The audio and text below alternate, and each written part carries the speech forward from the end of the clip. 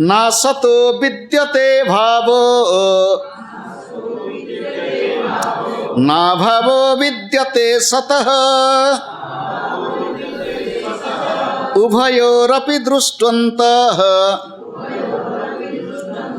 तो नयस्तत्त्वदर्शिभिः।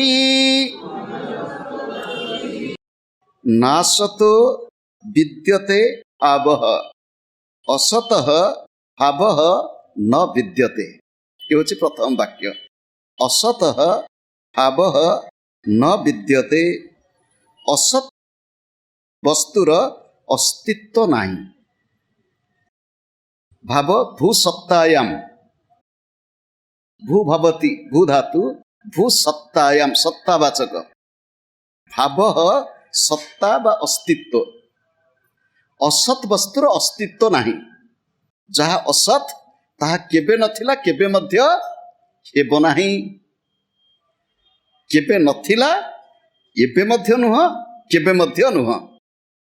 जहा असत तार अस्तित्व नाही।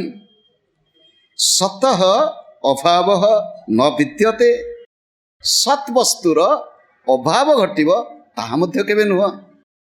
एठी सुनंतु, जहा असत वस्तु केबे नाही, जहा सत वस्तु रो अभाव नाही, अर्थात तार अस्तित्व सबु समय रे अछि। जहा सत वस्तु तार अस्तित्व सबु समय रे अछि। अनयोः उभयो अपि अन्तः तत्त्वदर्शिभिः दृष्टः। अनयोः उभयोः ये दुईटिंक मध्य अंतः, एठी अंत होछि तत्व। तत्त्वदर्शिभिः दृष्टः। तत्त्वदर्शी माने तत्त्वदर्शिभिः तत्त्वदर्शी मानक द्वारा दृष्टः, सेमानक द्वारा अनुभूत बा देखा जाइछि। जे तत्त्वदर्शी, से तत्त्वदर्शी को कौन कहा जाए? तत्त्वदर्शी अन्य ना होछि कवि। तत्त्वदर्शी अन्य ना होछि कवि। कवि शब्द वैदिक शब्द। कवि शब्द ईशोपनिषद जदि अध्ययन करिब, कवि ही परिभु स्वयंभू ये शब्द सब व्यवहार कराई। कवि किए ना, कवि गोटे दिव्य दृष्टि थाए। कविंकर दिव्य दृष्टि थाए, जो दृष्टि साधारण लोकों भितर न थाए। आमे जो कविता लिखुचे कवि, से कवि नुहंती। कविंकर अन्य ना हला तत्त्वदर्शी बा तत्त्वदर्शींकर अन्य ना हला कवि। तत्व कौन? तत्व दर्शन किभଳି हुए?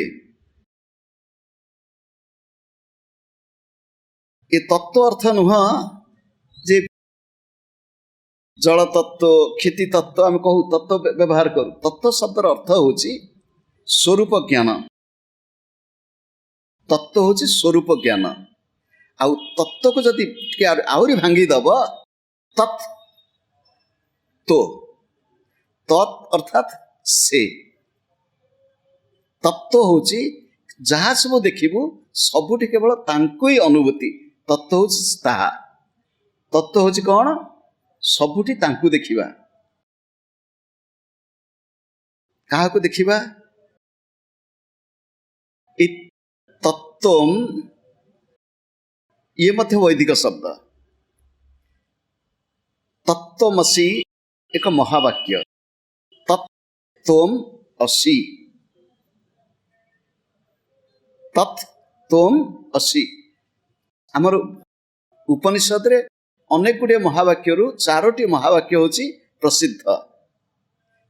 प्रज्ञानम ब्रह्म,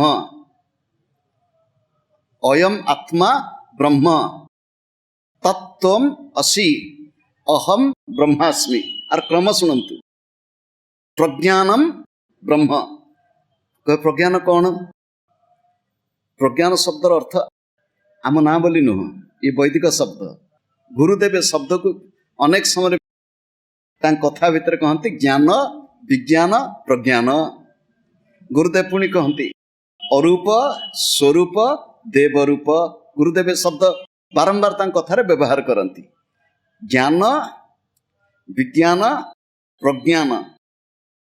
आम शुणुचु कथबार्ता आलोचना करुचु कि प्रवचन शुणुचु एथिरे ज्ञान लाभ हुए, किंतु ए ज्ञान यथेष्ट नुह। कहब ये ज्ञान कौन? ये ज्ञान होची मागी आनिबा तियन। बुझुची ना नहीं? आम शुणिलु बुझिलु किंतु सेतिकी यथेष्ट नुह। ये बुझिलु केमिति? केवल इंद्रिय माध्यम टिके बुद्धि को उपयोग कर बुझीगलु। या कहते श्रवण। श्रवण शास्त्रीय परिभाषा शुणिबा यथेष्ट नुह। केवल श्रवण पर कौन होची?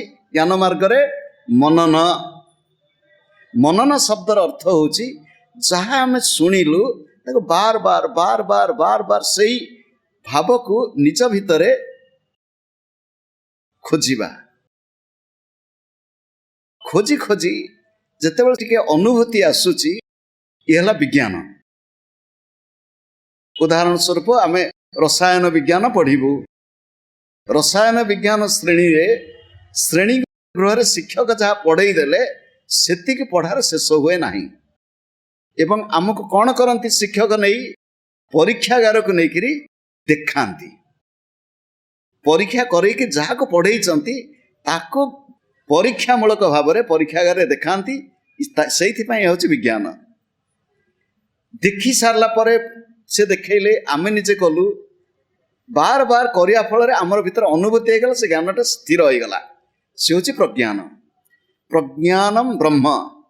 निज भितर जो चेतन स्वरूप सत्ता ताहा हूँ ज्ञान। ताको ध्यान करी करी ध्यान करी करी विज्ञान। आ जेतेबेले जनकर अनुभूति है जो मु ही से हूँ प्रज्ञान। प्रज्ञानम ब्रह्म। ताको कही सारला पर ऋषि कहते हे सौम्य अयम आत्मा ब्रह्म। जहाँ को ब्रह्म को ज्ञान स्वरूप बोली कहली सी हूँ आत्मा। आत्मा ही ज्ञान स्वरूप एवं आत्मा होचंती ब्रह्म। तापर कहले जो ब्रह्म कथा जो प्रज्ञान कथा जो आत्मा कथा कहली स्वरूप तो तुम्हें तत् त्वम असि। तुम्हें होच ताहा। बुझेला ना नहीं? तापर शिष्य कौन कला? मु जदि सेई स्वरूप तो मु होची सेई ताहले मु अनुभव करिया दरकार। सी साधना करी निज भीतर से अनुभूति आसीगला जे मु होची ताहा एवं अहम ब्रह्मास्मि। सी होची शिष्यर अनुभव परे उद्घोषणा। शिष्य साधना बल रे गुरुंकठु शुणिथिबा शिखिथिबा बुझिथिबा तत्व को जेतेबेले से निजे अनुभव करिनला सेतेबेले प्रज्ञानम ब्रह्म से कहले अहम ब्रह्मास्मि। मु सेई ब्रह्म मु सेई सत्यम ज्ञानम अनंत स्वरूप ब्रह्म से घोषणा करला। मु सेई ये देह नुह। साधना नकले हुए ना।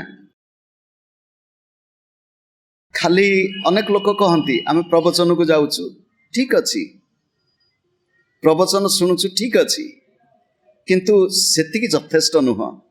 श्रवण मनन मनन करी करी मनन करी करी तापरे निदिध्यासन। निदिध्यासन होची गभीर अनुभूति। एवं योग शास्त्र आम जहाँ कहूँ ध्यान कर ध्यान कर ध्यान कला परे समाधि। निज भीतर अनुभूति जे पर्यंत न आसी से पर्यंत जेते शुण तत्वदर्शी भी जे तत्वदर्शी जहाँ भीतर से तत्व अनुभूति है से तत्व अनुभूति आकु देखती। दृष्ट कौन देखती? सबुथिर अंत। अंत होची दीटा अर्थ। अंत होची ता भितरे थिबा सबुर भितरे जीए। सबुर भितरे जीए किबा अंत होची सबुर शेष जोठी। अंत तत्वदर्शी भी दृष्ट। अंत तत्वदर्शी भी दृष्ट। अंत होची कौन? ये दृष्टांत आम अनेक जगार कहीचु। ये हूँ मो गर्भधारिणी जननी ठू शुणी कहानी। आमे आम जीवन रे आमे ना जेजे बापा को देखीचु कि जेजे माँ को देखीचु कि अजा को देखीचु आई को देखिलु सी सब आगुरी छु। अजा कलिकता गले, ये सत्य घटना। अजा कलिकता गले, ये हूँ कल्पना करंतु प्राय 70-80 वर्ष तल कि आहरी ता पूर्वर कथा। सी कलिकता जाई कलिकतार जोड़े बंधाकोबी धरिक आसते एवं सेते बेले बंधाकोबी कहीं जानी नथिले। ओडिशा रे मफसल अंचल रे बंधाकोबी कहीं जानी नथिले। सी जोड़े बंधाकोबी आनिक रखी देइचंती आ कहिचंती आई को बुझिलु ये हूँ बंधाकोबी पत्रकोबी। बंधाकोबी हूँ आम एटी पत्रकोबी कहू पत्रकोबी। तो अजा चली गले काम रे आई खोजिले पत्रकोबी कौन से बंधाकोबी। पत्रकोबी कही पत्र नाटा अच्छी सी ताको बस खोली बिचारी खोलुची पत्र पर पत्र परस्त परस्त पत्र खोली देखला ता भितर किछि नाही किछि नाही। ता मने मने हसीची जाइथिले कलिकता किए देइची ठकी। आउ आमे तो जानछु घर संसार करछु आमे जदि कोठी देखिलु दोष आ ताको टे कहवा को पूरा सज होइके थो ह तमे या करितो जी। तो ये कुआडू कुआडू आसिला परे आ ये तो प्रस्तुत हेगिर बसती आई अजा को कहले बुझिल तमे कलिकता जाइथिलो की कोबी आनिछ कोबी भितर किछि नाही। कहले माने कहला मु तो खोलुची आ पत्र परे पर पत्र पत्र परे पत्र पत्र परे पत्र ता भितर किछि नाही खाली।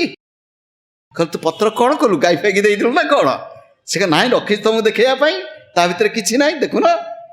सेठ अजा कहले कहले से पत्र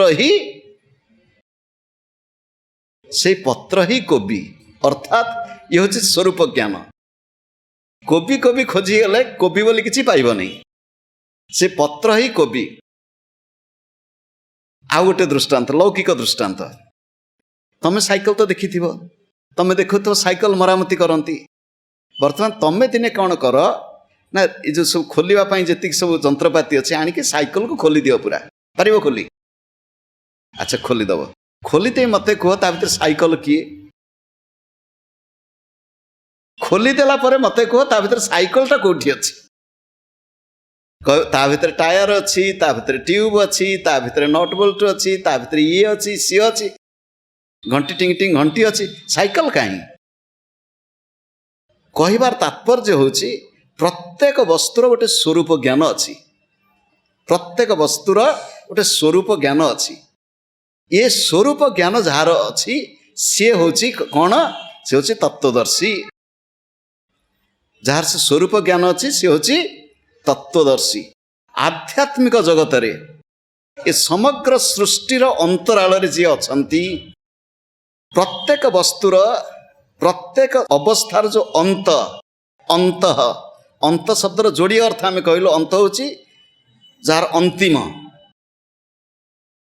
अंतिम अवस्था जे अनुभव करुची किंबा अंत होची भितर भितर को चिरी चिरी की जाइकी देखिला एया बुझी होची ना नहीं ये होची अंत। तत्वदर्शी भी अंत दृष्ट दर्शी भी दृष्ट। तत्वदर्शी मानक द्वारा से अंत बा से तत्व अनुभव करी हुए इंद्रिय मानक द्वारा नुह। ता कारण होची से होचंती अवांग मनस गोचर।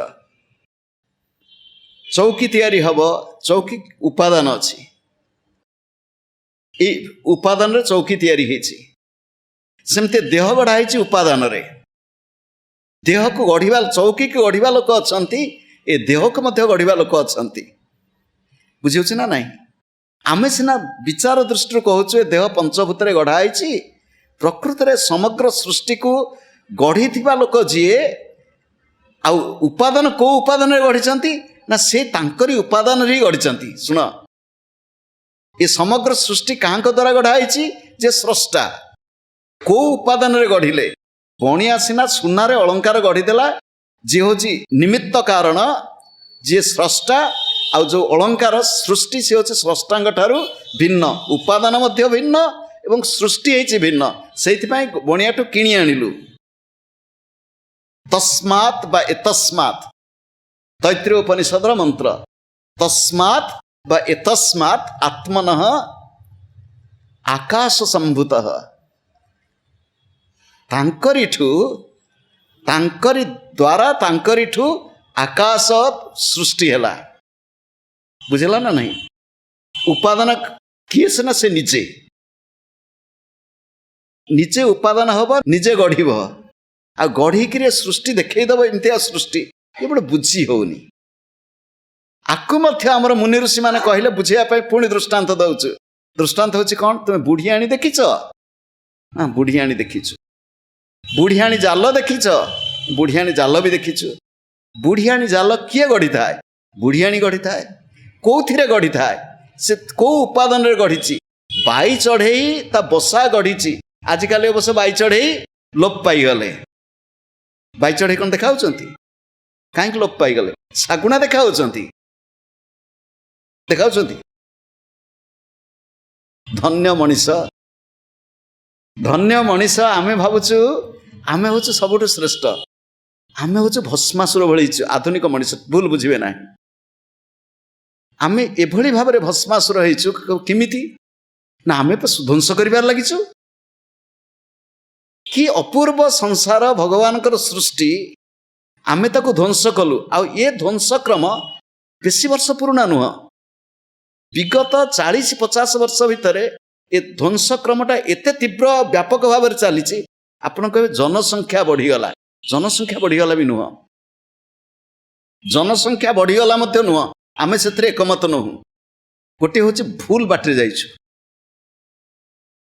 आमे भूल बाटे चलीगलु कौन भूल बाटे चलीगलु शुणु किमिति आम भूल बाटे चलीगलु संपूर्ण परिवेश सृष्टि चक्र को ध्वस्त विध्वस्त कलु भारतवर्ष सृष्टिर प्राचीनतम देश आमे निज आखिरे जाइकरी इजिप्ट बुलिक आइसु आमे निज आखिरे दक्षिण अमेरिका जोटी माया सभ्यता थिला ताकू भी देखिक आसु निज आखिरे इजिप्ट मिसर सभ्यता नील नदी उपत्यकार आमे मध्य प्राच्य को जाइकरी सेटिका सभ्यता ये सभ्यता नाही सिंधु सभ्यता भी ध्वंस होइछि भारतवर्ष भितर किंतु भारतीय वैदिक सनातन संस्कृति बंची आमे तो विदेशी लोक कहू से सभ्यता लोप पाइला केमिति भारत वैदिक सभ्यता सनातन सभ्यता बंची रही केमिति भारतीय वैदिक सनातन सभ्यता बा संस्कृति बा धर्म जहाँ कह से बंची रही आमे प्रकृति को भल पाइथिलु आमे प्रकृति विरोधी ही नथिलु आमे प्रकृति विरोधी ही नथिलु प्रकृतिर उपासक थिलु प्रकृतिर सौंदर्यर उपासक थिलु प्रकृति को ध्वंस करू नथिलु प्रकृति को ध्वंस कले किए से शुणु पाश्चात्य सभ्यता प्रकृति भितर जिते जहाँ अच्छे ताकू नहीं आस किंतु से माने बुद्धिमान शुणु विदेशी लोक जी कागज व्यवहार करती आमे से करूना विदेशी लोक नाक पोछिबे कागज रे हाथ पोछिबे कागज रे कि जंगल भल अच्छी कब जंगल भल अच्छी कागज कौट अच्छी बुद्धिमान से कहूँ से प्रकृति को ध्वंस न कर प्रकृति को उपयोग कर आम भारतवर्ष कौन है विगत कौच 50 वर्ष भितर भारतवर्ष कृषि प्रधान देश विदेश में कृषि 300 वर्षिया कृषि अमेरिका 300 वर्ष सेठी कृषि अर्थात 6 मास शीत 6 मास बरफ पड़ी बाकी 6 मास भीतर टिके गरम है कि गच लगेब 3-4 मास 5 मास चाष ना चाष ना जमी पड़िया पड़ी थाए सेटिकार जमी अवस्था अलगा आमे एठी जमी रे आम निज बाड़ी रे उदाहरण स्वरूप नड़ा चाल छपर एतिकिटिए जगार कि एतिकिटिए टेबुल जेतिकी ता 2 गुण जगार आम निज आखिरे निज हाथ लगेइछु पिला दिने कखारु गछ लगेइब 8-10 कखारु गछ को रंजा देकि चाल उपर को मड़ई दब से एतिकी जगार जेतिकी गछ उपर को उठीगला केते कखारु फले 20टा 25टा 30टा कखारु फलिबो जागा होची एतिकी କେଉଁ ସାର ପାଇଲା ସେ ଫଳୁଥିଲା। ଏତିକି ଜାଗା କବି ଖାଲି କ'ଣ ଏତିକି ଜାଗା, ଯିଏ ବୁଦ୍ଧିମାନ ଲୋକ ଥିବ ଜାଣିଥିବ, ସେ ନଡ଼ାରୁ ମଧ୍ୟ ଖାଦ୍ୟ ସଂଗ୍ରହ କରୁଥିଲା। ତାର ଗଣ୍ଠି ଗଣ୍ଠିରେ ଚେର ବାହାରୁଥିଲା। ସେ ଚେର ନଡ଼ାରେ ମଧ୍ୟ ସାର ବସ୍ତୁ କିଛି ଅଛି। ତା ଅର୍ଥାତ୍ ଆମ ଲୋକମାନେ ବୁଦ୍ଧିମାନ ଥିଲେ। ଲୋକମାନେ ବୁଦ୍ଧିମାନ ଥିଲେ କିଭଳି ଭାବରେ ଅଳ୍ପ ଜାଗାରେ ମଧ୍ୟ ବାର ବାର ଚାଷ କରୁଥିଲେ ମଧ୍ୟ ଜମି ନଷ୍ଟ ହେବ ନାହିଁ।